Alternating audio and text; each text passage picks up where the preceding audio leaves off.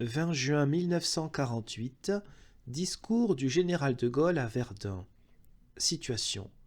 Le général de Gaulle prend la parole, place de la Libération, à l'occasion de la commémoration de la bataille de Verdun, 20 février, 26 juin 1916.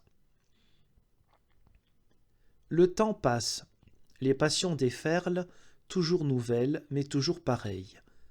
D'autres soucis après tant de soucis, d'autres peines après tant de peines, viennent à leur tour éprouver les hommes. L'histoire ajoute des pages aux pages terribles qu'elle écrivit ici. Mais rien ne saurait effacer ce qui fut mis en jeu, enduré, accompli dans la bataille de Verdun. La preuve en est que nous voici réunis en grand nombre pour la commémorer. Oui, nous voici à peine sortis d'une autre guerre, en proie déjà aux lourdes préoccupations que nous inspire l'avenir, et cependant saisis par la vague des pensées et des sentiments qui, depuis 32 ans, se lèvent de cette ville. Les grands événements n'ont point d'âge, parce que les souvenirs qui en restent et les conséquences qui en sortent dominent toujours le présent.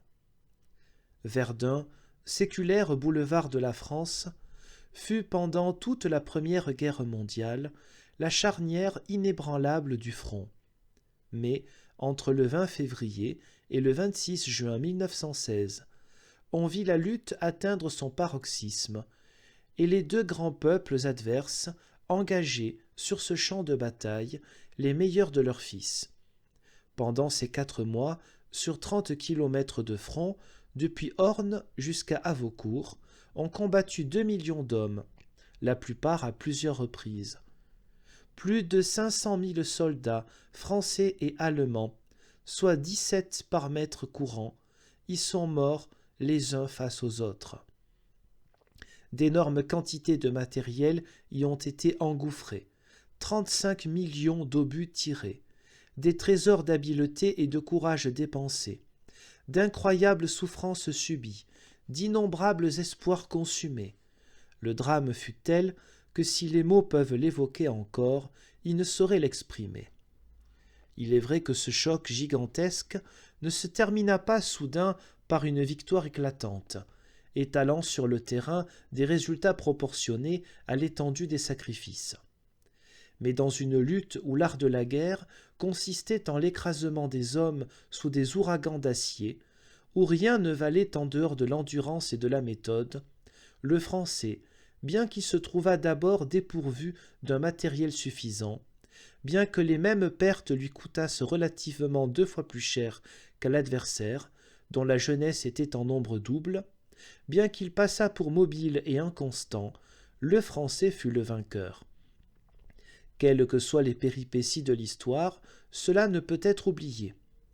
Il y a, tout autour d'ici, des témoins nommés. Douaumont, Thiaumont, Vaux, Fleury, la côte du Poivre, la côte de Talou, le Mort-Homme, la côte 304, que rien ne fera taire, jamais. Par quel concours inouï d'aberration et de faiblesse arriva-t-il qu'un quart de siècle après, ce même peuple, qui avait déployé tant de puissance et tant de mérite, se trouva jeté à l'abîme? Certes, tout le sang répandu, et qui était le meilleur, manquait à son énergie. Mais le courage et le bon sens n'avaient pas fini de trouver en lui des champions. Il me souvient, par exemple, avoir entendu ici même, 5 ans après la victoire, Raymond Poincaré exprimer les inquiétudes de sa patriotique vigilance. L'illustre fils de la Meuse mettait ceux qui l'écoutaient en garde contre les erreurs qu'il voyait se dessiner déjà et qui deviendraient un jour les causes de la grande défaillance. Hélas, les erreurs l'emportèrent parce que, si elles mettaient en péril le pays, elles s'accordaient au contraire avec le régime décadent qui prétendait le conduire. Ces erreurs ne sont que trop connues, mais les circonstances sont telles que je dois les rappeler. Doute que la France lassée éprouvait à l'égard d'elle-même, et qui, combiné avec les illusions de nos alliés anglais et américains, devait avoir pour résultat la renaissance et le réarmement de l'impérialisme allemand. Divisions politiques et sociales, poussé chez nous au point d'obnubiler l'instinct vital de la nation, pouvoirs publics sans force, égarés dans leur propre jeu, séparés du sentiment public dont ils ne pouvaient attendre ce soutien élémentaire sans lequel ils ne sont que figuration. Politique étrangère fléchissant sous le poids de l'indépendance et, par incapacité de tenir une position française, se liant, quoique en gémissant, aux attitudes sans clairvoyance qui étaient prises outre-Manche. Défense nationale fondée sur la défensive passive, inapte à l'initiative, à la manœuvre, à la mobilité, risquant l'écroulement total dès lors qu'elle serait surprise. Elle le fut. Cette même Meuse qui, en 1916, avait vu la victoire de Verdun, vit à Sedan, en 1940, la percée de nos lignes par les blindés du Reich allemand. En quelques semaines, les pouvoirs publics, le commandement, les armées, les espoirs du peuple français se trouvèrent emportés dans un désastre foudroyant. C'est alors qu'on vit le régime qui prétendait être la France abdiquer et se dissoudre en tous ses éléments. C'est alors qu'on vit un grand chef de la Grande Guerre, celui-là même qui avait rendu au pays l'impérissable service de gagner la bataille de Verdun, emporté sous l'effet de l'âge par le torrent des abandons. C'est alors que d'autres durent, en combattant, entreprendre, à partir de rien, de rebâtir l'édifice de l'intégrité, de l'honneur, de la liberté de la France.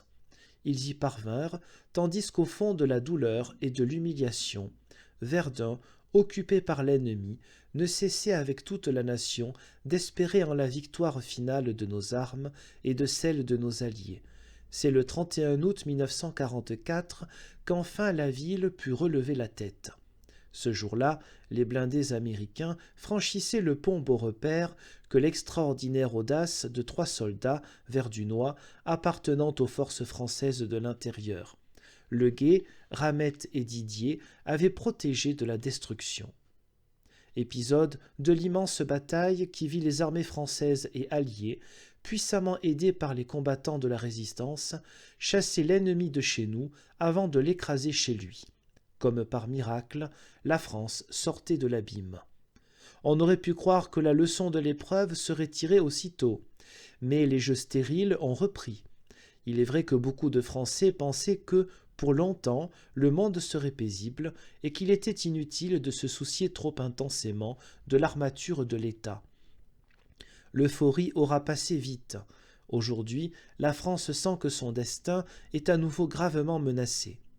À l'intérieur, le désordre économique et social, préparé par les égoïsmes, routines, négligences d'autrefois, mais terriblement aggravé par les pertes et les destructions de la guerre, favorise ceux qui font de la misère le tremplin de leur dictature.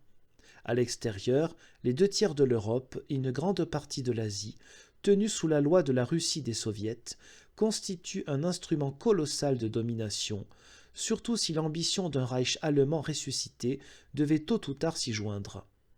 Et au moment même où le pays voit s'assombrir la situation dans laquelle il se débat, il voit aussi s'étaler à sa tête l'insuffisance des pouvoirs publics qui n'émanent que des partis.